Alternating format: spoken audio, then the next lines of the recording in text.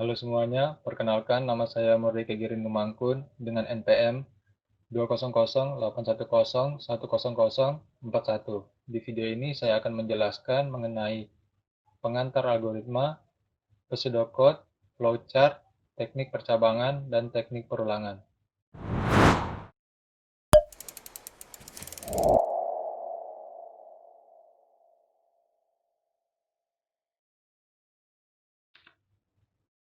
Oke, kita masuk ke materi yang pertama, yaitu ada pengantar algoritma. Algoritma adalah urutan langkah-langkah penyelesaian masalah yang disusun secara sistematik dan logis. Contoh algoritma dalam kehidupan sehari-hari. Saya ambil contoh sederhananya, yaitu mengkoneksikan sebuah perangkat smartphone kita ke jaringan WiFi. Yang pertama ada mulai. Jelas ini dalam sebuah algoritma harus ada kata mulai dan selesai ini dalam penulisan sebuah algoritma. Kemudian kedua, pilih jaringan yang tersedia. Kita pilih jaringan yang tersedia. Kemudian masukkan passwordnya. Setelah kita masukkan passwordnya, selesai. Penyajian algoritma secara garis besar disajikan dalam dua bentuk penyajian, yaitu tulisan dan gambar. Bentuk penyajian algoritma dalam bentuk tulisan yaitu ada pseudocode. Pseudocode merupakan kode yang mirip dengan pemrograman sebenarnya. Pseudocode sendiri merupakan gabungan dari kata pseudo dan code. Pseudo yang artinya imitasi, menyerupai, atau mirip. Dan kode berarti kode bahasa dari pemrograman. Berikut aturan penulisan dalam penulisan pseudocode. Yang pertama ada judul atau header. Yang kedua ada kamus atau deklarasi. Yang ketiga ada algoritmanya sendiri. Nah, ini dia contoh pseudocode. Ini bisa dilihat, nah ini merupakan bagian dari judul. Yang kedua ini ada deklarasi. Kemudian ada algoritmanya sendiri.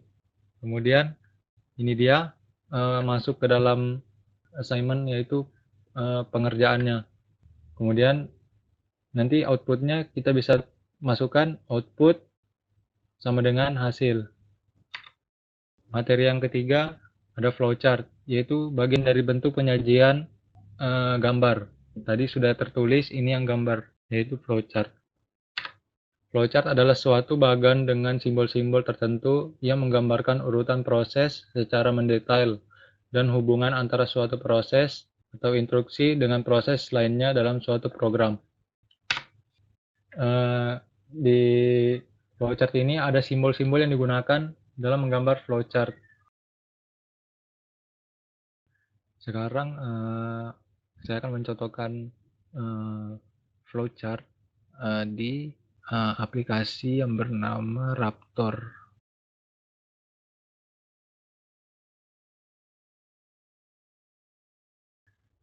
Kita masuk ke dalam teknik percabangan. Teknik percabangan dalam pemrograman adalah salah satu jenis perintah dalam algoritma yang digunakan sebagai cara untuk memberitahukan program tentang perintah apa yang harus dijalankan, di mana perintah itu tersebut disesuaikan dengan beberapa kondisi tertentu. Ini ada jenis-jenis percabangan. Yang pertama ada percabangan dengan satu kondisi. Kedua ada percabangan dengan dua kondisi. Ketiga ada percabangan tiga kondisi atau lebih. Keempat ada percabangan case. Kelima ada percabangan bersarang. Oke, langsung aja ke contohnya. Yang pertama contoh percabangan dengan satu kondisi. Ya, di sini saya akan menggunakan text editor CodeBlocks. Text editor CodeBlocks ini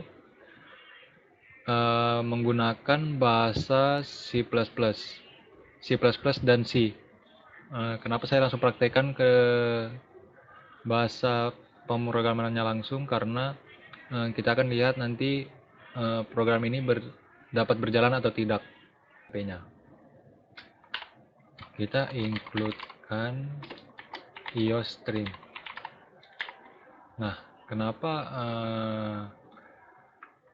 kita mengincludekan iostream? Jadi sebenarnya iostream ini adalah file yang ada di operating system kita. Jadi kita mau includekan dia ke dalam program kita. Nah, nantinya iostream ini yang akan menampilkan program kita ke dalam konsol. Oke. Nah, di sini juga saya menggunakan using namespace std. Kenapa saya menggunakan using namespace std ini? Sebenarnya untuk mempermudah kita, karena nantinya kita harus menulis seperti ini. std titik 2 output std titik 2 inline. Nah, seperti ini kan ribet ya, harus menulis std titik 2 std titik 2 seperti itu. Jadi kita langsung ini aja, using namespace std. Oke, langsung ke programnya. Tidak lupa kurung kurawal, ini berarti bodinya ya, bodinya. Langsung aja kita mau buat program begini. Nanti user menginputkan angka. Jika angka itu adalah true atau benar, nanti dia akan menampilkan misalnya nama saya, halo Gerin gitu ya. Jadi kita inisial dulu, deklarasikan dulu, kita deklarasikan A. Oke, ini terserah mau deklarasikan A, B, C, D dan seterusnya. Kita deklarasikan A, kemudian kita masuk ke salah. Ini masukkan angka ya. Kita masukkan inputnya. Nah, perhatikan ya, ini kalau output ini panahnya ke kiri, kalau input panahnya ke kanan.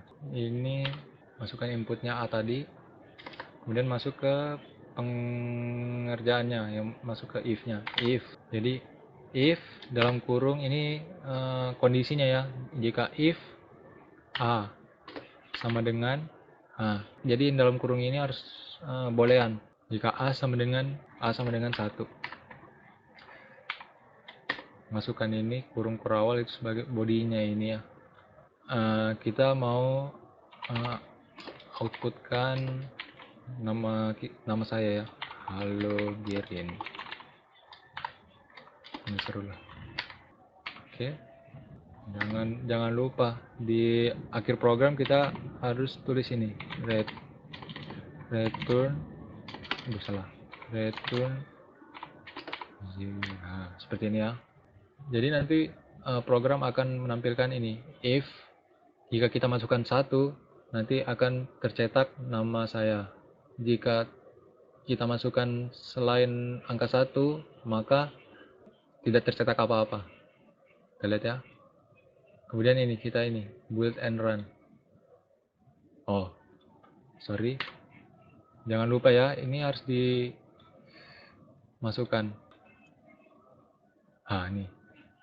Ini yang kita bilang konsol tadi. Nah, kita masukkan angka 1 ya. Tercetak halo Gerin. Enter. Kalau kita masukkan selain angka 1, maka tidak tercetak apa-apa. Oke, kita masuk ke contoh yang kedua, yaitu percabangan dengan dua kondisi. Oke, sekarang kita mau buat program membandingkan dua buah bilangan. Apakah bilangan tersebut genap atau ganjil? Oke, ini tidak usah karena sama aja ya. Sama aja nantinya. Oke, coba kita masukkan if. Oke, ini dia kondisinya. Jika A dibagi, karena ini boolean, jadi baginya seperti ini ya. Aduh, bentar, perbesar dulu. Jika A dibagi dengan 2 sama dengan 0, oke, maka cetak A adalah bilangan genap tadi ya, genap. Oke, nyatakan dengan dua kondisi apabila ini else. Oke, else. Ini dia kondisi yang keduanya. Jika tidak, maka cetak A adalah bilangan ganjil. Nah, ini dia kondisi keduanya. Kalau ini dibaca seperti ini, jika A dibagi dengan 2 hasilnya ada 0, maka cetak bilangan genap. Jika tidak, maka cetak bilangan ganjil. Kita coba run. Nah, ini ya dapat berjalan ya. Kita masukkan contoh yang genap 6. 6 adalah bilangan genap ini ya. Oke. Kita coba lagi yang ganjil sekarang. Masukkan angka, kita ganjil. Bilangan 5 adalah bilangan ganjil. Oke, sekarang kita masuk ke contoh yang terakhir, yaitu teknik percabangan bersarang. Oke, langsung aja kita hapus dulu ini. Yang tadi contoh yang keempat ini sama. Kita mau user masukkan input.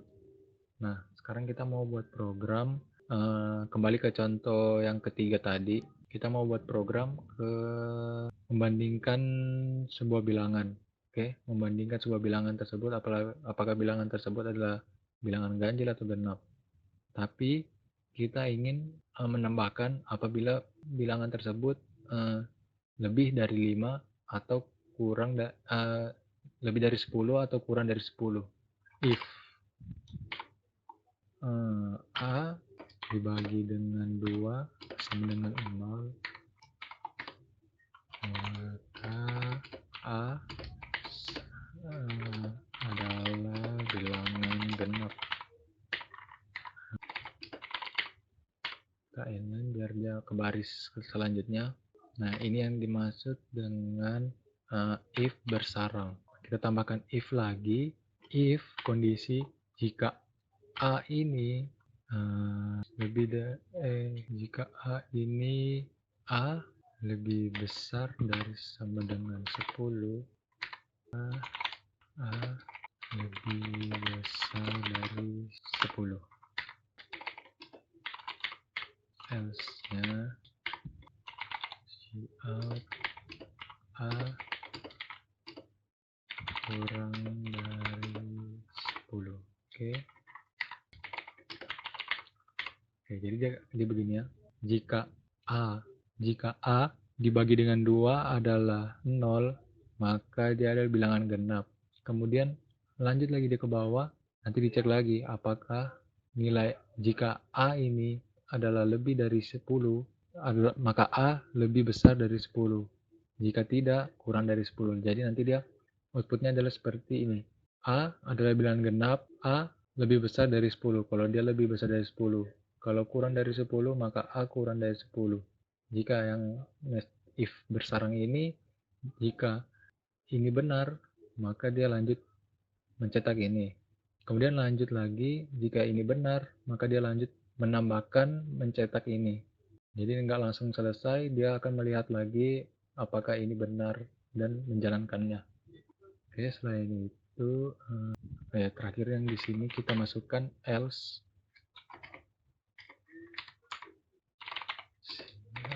A, ini bagian akhirnya sudah adalah bilangan ganjil. Oke, kita masukkan sama aja dah.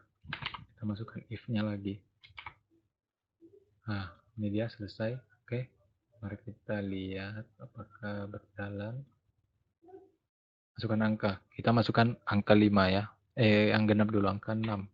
Nah, dia akan mencetak dua output.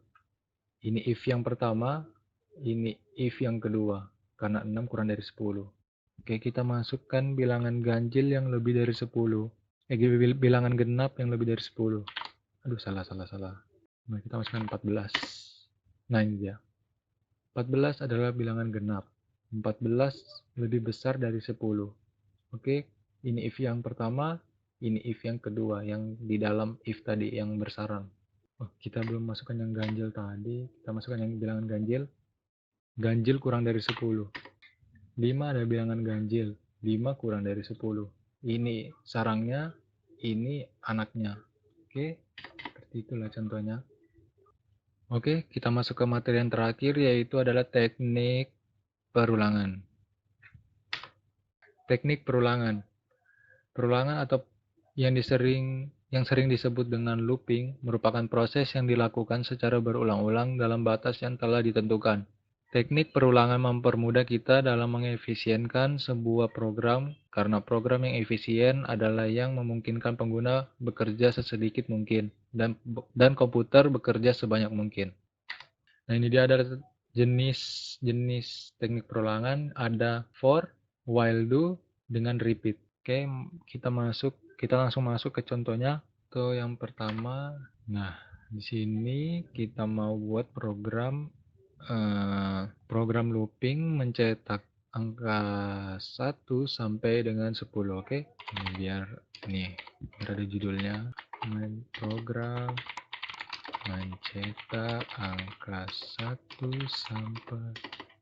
sampai dengan 10. Oke, kita masuk ke loopnya. Jadi kita pakai contoh yang pertama for. Nah, loop for ini di dalam kurungnya diisi dengan yang pertama itu adalah inisialisasi. Kita inisialisasi dulu variabelnya sama dengan 1. Oke, pakai titik 2 koma, kemudian ke loop kondisi. Jadi yang pertama ini inisialisasi, yang kedua adalah loop kondisinya, yaitu kita mau A itu kurang dari 10, karena kita mau mencetak angka 1 sampai dengan 10. Dan titik 2 koma, kemudian ini adalah increment, yang terakhir adalah increment.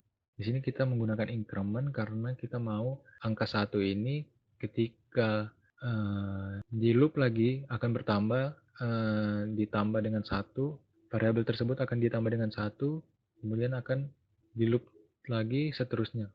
Kita masukkan variabel A plus plus. Oke, ini increment. Kemudian masuk ke bodinya, kemudian ini adalah statement. Oke, kita masukkan cout adalah A, ya, loop yang pertama. Ya, ini sudah jadi loopnya. Kita jalankan. Oh iya, ini, nah, ini dia 1, 2, 3. Ini dia akan mencetak urut. Kemudian gimana caranya kita ingin dia mencetak di baris selanjutnya, ke baris selanjutnya. Ini kita ganti, kita tambah dengan ini endline, sama seperti ini. Oke, kita lihat. Nah, ini dia. Ke contoh yang kedua yaitu adalah while do looping. Oke, sekarang kita hapus dulu.